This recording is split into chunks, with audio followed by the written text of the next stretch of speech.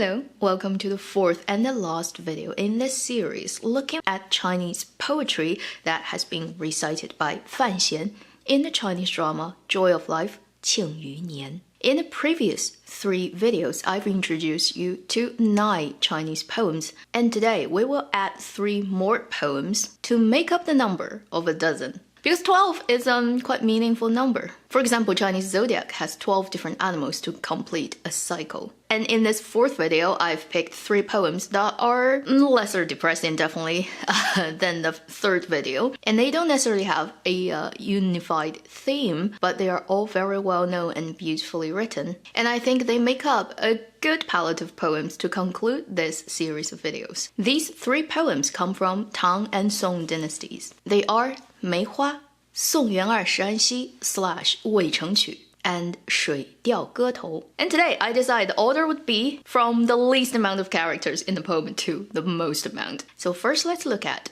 梅花, written by Wang Anshi from 北宋 Northern Song dynasty. Wang Anshi was a very famous politician, also a quite famous writer. He was known for his reform, his attempt to reform, his eventually failed reform in his political career. But this very short poem called 梅花, the plum flower, is one of his best known and also one of the most famous poems ever written about plum flower. Previously in other videos, I've talked about the gentleman plants that Chinese people like to give special meaning to. And plum flower is one of them because this flower blossoms late winter, early spring, usually when snow has covered the land, and it starts to bloom and it has a very strong fragrance. So its character is often used to symbolize a gentleman's strength, integrity, and the scent, I guess, that emits from their soul. This poem by Wang Anshi is really short. It's like the shortest kind of poem you can have in Chinese literature called 绝句,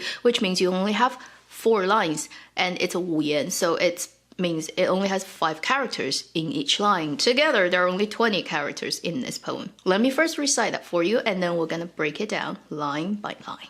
墙角数枝梅，岭寒独自开。遥知不是雪，为有暗香来。墙角数枝梅，墙角 wall, corner, at the corner of the wall. 数枝 树 means many, 枝 branches, 梅 plum flower. So there are many branches of plum tree flower at the corner of a wall. 岭寒独自开，岭 braving the weather, facing something. Han means cold, so the flowers are facing a cold. 独自开, 独 means a single one, 自 means self, 开 means blossom. So the flower is blossoming on itself, braving the cold. 遥知不是雪, 遥 far away, 知 no, 不是 is not, 雪 snow. So the poet is quite far from the flower, but from that far he knows the flower is not snow. Plum flowers have different colors, but in this case, it's talking about white plum flower. And when you have many branches of blossoming white flower, when you look at from a distance, you can't quite know whether it's snow or it's flower. But the poet is saying, even though he's quite far from those flowers, he knows it's not snow. Why? Because 未有暗香来. 未 here means 因为, because. 有 have, 暗 hidden, sneaky. 香 fragrance, 来 come, because he smells there's a hidden, subtle, sneaky scent that's coming toward him. So he knows it's not snow but flower. This is a really beautifully written poem because it's super short. It describes only a very small thing in life that looks like it's insignificant, but within 20 characters, it brings out all the treasured characters of this plant. That it's alone, it doesn't care about being in the crowd. It blossoms without people noticing, so it's not there to try to grab attention. It can stand the cold, and it has scent, and it's white as snow. So all those qualities are considered to be gentleman's qualities, and why people really appreciate white plum flower, and which is also, actually, if you look at my logo, it's a moon and a branch of white plum tree. So I also like it very much. Now let's move on to our second poem. It's slightly longer than the first one, and it's written in Tang Dynasty by a very famous poet called Wang Wei. Wang Wei is my favorite Chinese ancient poet, and he has written so many poems that are so zen. He's considered to be the zeniest, if that's even a word, poet of his era. He tends to write very short, very clean, hardly any embellishment poems, but that has such meaning behind it. There are so many poems coming from him that I just love. And today, this poem that I'm introducing to you is one of his best known one, but not my favorite. But because Fan Xian recited it, so I'm gonna introduce this poem to you. It has many names. It has a name that's called Wei Cheng Qu, the song of Wei City, because this poem happens in this city. It also has a name called Song Yuan'er Shi Anxi, means sending off Yuan'er, who is his friend, Shi, as an ambassador. Anxi is a place. So his friend Yuan'er is going on an official trip that's being arranged by the state to visit Anxi. Anxi is in today's Xinjiang, right outside sort of the Middle Kingdom Tang Dynasty's control, but it's also a part that's under the empire. So he is seeing his friend off at Weicheng. Weicheng is today's Xianyang Gucheng in Shanxi. As usual, let me first recite it. 渭城朝雨浥轻尘，客舍青青柳色新。劝君更尽一杯酒，西出阳关无故人。This is also a 4-line poem. Unlike the first one, it has 7 characters in each line, so it's 28 characters in total. 渭城朝雨浥轻尘. 渭城, Wei City, an ancient city that's kind of at the edge, very west end of the Middle Kingdom. 朝雨, 朝 means morning, 雨 rain. 浥 means wet something, gently moisturize something. 清 light, 尘 dust. So in the city of Wei, the morning rain wet the light dust. 客舍青青柳色新. 客 guests, 舍 house, housing. So here it means a kind of hotel. 青青 is the adjective that's used to describe the greenness, the vitality, the growing of plants. 柳色新, 柳 willow, 色 color, 新 new. The willows are growing out new branches, probably in spring, and its color is that lovely green. The willow trees are either by the hotel or surrounding the hotel. It's not very clear in this sense. You just go and figure yourself, like most Chinese poems are. So the first 2 lines is describing on a morning due to light rain, the air is very clear because all the dusts are settled, and they're in early spring. The willows are growing, and there's a hotel sitting in that green color. 劝君更尽一杯酒. 劝, persuade, suggest, try to make somebody do something. 君, you should know what it means now. It has happened so many times in my previous 3 videos. 更, more, even more, another. 尽, here it means drink. 一杯酒, a cup of wine or liquor. The poet is trying to persuade his friend that he is seeing off. Please drink another cup of wine. Because 西出阳关无故人. 西 west, 出 exit. Yangguan is the border of the Middle Kingdom of Tang Dynasty, which is currently in Gansu province, Dunhuang. 无 not having, 故人. Also, if you remember what I said in last video, 故国故乡故人. So people you used to know, your old friends. Dear friend, please drink another cup of wine, because once you exit this border city and move towards west, you are alone. All your friends are left behind. This is a very short but very famous seeing people off kind of poem. The second half of the poem, 劝君更尽一杯酒，西出阳关无故人, is also a line that you can test any Chinese friends you come across, as long as they've received Chinese education in Chinese schools and have grown into adulthood. I bet they will know the second half of this line. This poem is so well known I think to a point that often people forget it's written by Wang Wei, because Wang Wei has a lot of poems that are more like a hermit living in mountains, looking at the moons and the mountains and the clouds. Even I would forget it's actually written by Wang Wei. And Wang Wei is one of my favorite poets. So if you guys ever want to know more poems from this particular writer, do let me know in the comments section below. I would consider making a video that's exclusively on this particular poet and probably throw it onto my second channel, Avenue Extra. Now let's move on to today's big task, the third poem.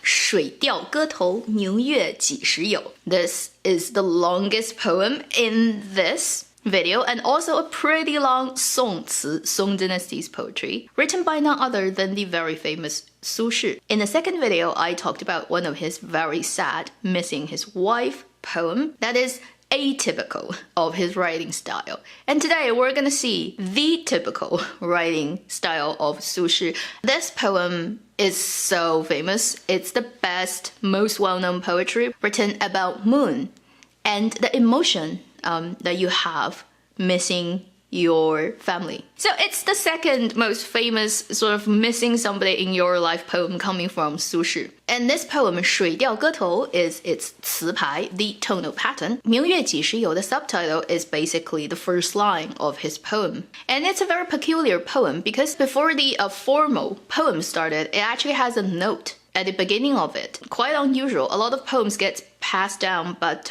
anything that's written about them gets lost. Unlike this poem, the writer, Su Shi, wrote a small note before this poem, and it got passed down with the poem. The note let you know when he wrote the poem, why he wrote the poem, under what circumstances he wrote this poem. So it's a very rare occasion that you come across a poem like this. So the note goes like, 丙辰中秋，欢饮达旦，大醉作此篇，兼怀子由。丙辰中秋, Mid-Autumn Day of the year 丙辰, which is 1076. 欢饮达旦, drink very happily, basically got really drunk. 达旦 until morning. So he pulled an all-nighter drinking. 大醉, obviously get really drunk, big drunk. 作此篇, write this poem, write this particular text. 兼怀子由 means as he's writing the poem, he's also doing something else, which is missing his brother.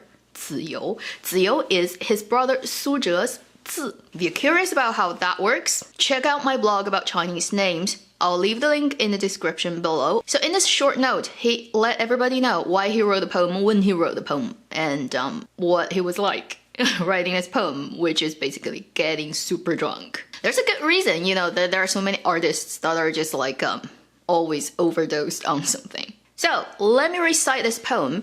It's quite long, so do bear with me, and I will go through it with you, character by character, because it's so well written. It really is platinum quality Chinese literature. 明月几时有，把酒问青天。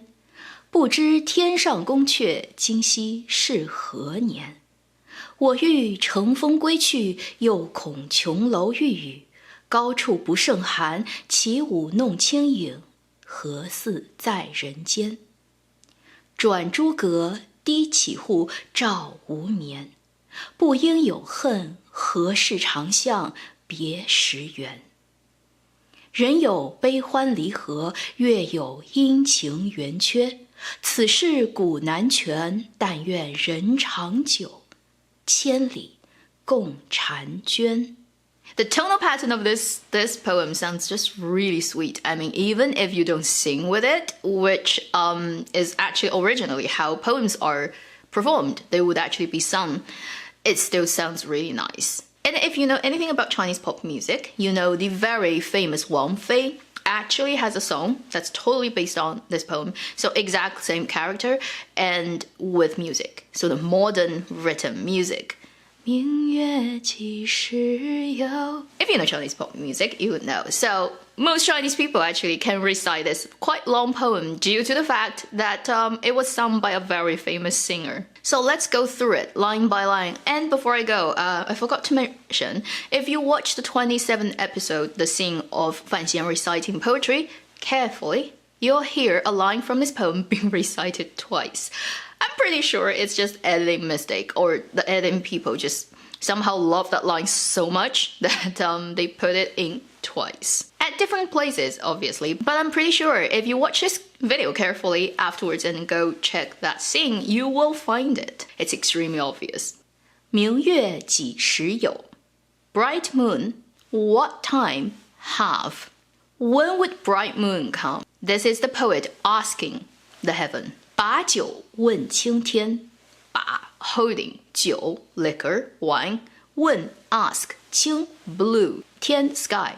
So the poet is holding the wine and asking the heavens, when would you give me a bright moon? This is on mid-autumn day, so it has a full moon, and he's drinking and waiting for the moon to come out. 不知天上宫阙. Not knowing 天 heaven 上 up in heaven. 宫阙 means palace, so I do not know in the heavenly palace where gods live. 今夕是何年? 今 today, now. 夕 evening. 是 is 和 what 年 year. So what is the year up there in the heavens of your gods, if you gods actually have a calendar? What's the year over there? So you can sense from the first kind of line he's already getting a bit drunk, and he's like, when are you gonna give me the moon? What is the time up there, in your godly palaces? This is very typical from Su Shi. He tends to write poems that really reminds you of Li Bai of Tang Dynasty. 我欲乘风归去. I desire, I wish 乘风 riding the wind, 归去 return and leave. Here it means I want to ride the wind and go to your places, your heavenly places. 又恐琼楼玉宇. Yo means again. Here it means because the first half says I want to do this, but then, so the meaning takes a turn. 恐 be afraid of something. 琼楼玉宇. 琼 and yu both means jade. 楼 is buildings. Yu here also means building structures. So here it means jade palaces. He imagines gods would be living in places that are made with crazy expensive stuff. So he's like, I really want to ride the wind and go up to your heavenly palaces, but then I'm also quite afraid of your heavenly palaces because 高处不胜寒.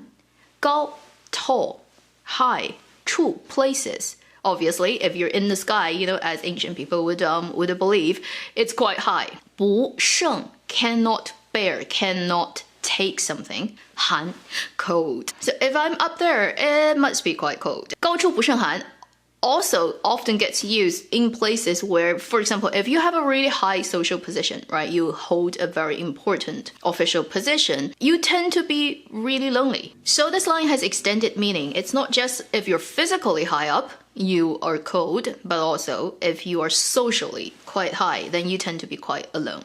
起舞弄清影. 起 start 舞 dance, 弄 play with. 清影 here it just means his own shadow. So he starts to dance and play with his own shadow. 何似在人间? 何 means start a question. 似 like 在 at 人间 the human realm. So I now start to dance and playing with my shadow in the mid-autumn bright moon, and then it's almost like I'm not in the human realm. This completes the sort of first large section of this poem. Then he moves on to talk further about the moon. 转朱阁低绮户. Here it doesn't have a subject. It just goes straight into turn red building. So what it means, 转朱阁 means the moon. So the subject is omitted, but because this whole poem is talking about moon, so he assumed he's talking about the moon. The moon has turned around the corner of the 朱阁 red building. It's used to represent a very highly decorated, quite well-built architecture. 低绮户. Hu is the windows, the doors of this building. 绮户 means it's very beautiful, it's well carved, well decorated. 低 means lower. So it says the second part of the poem, it has been a while.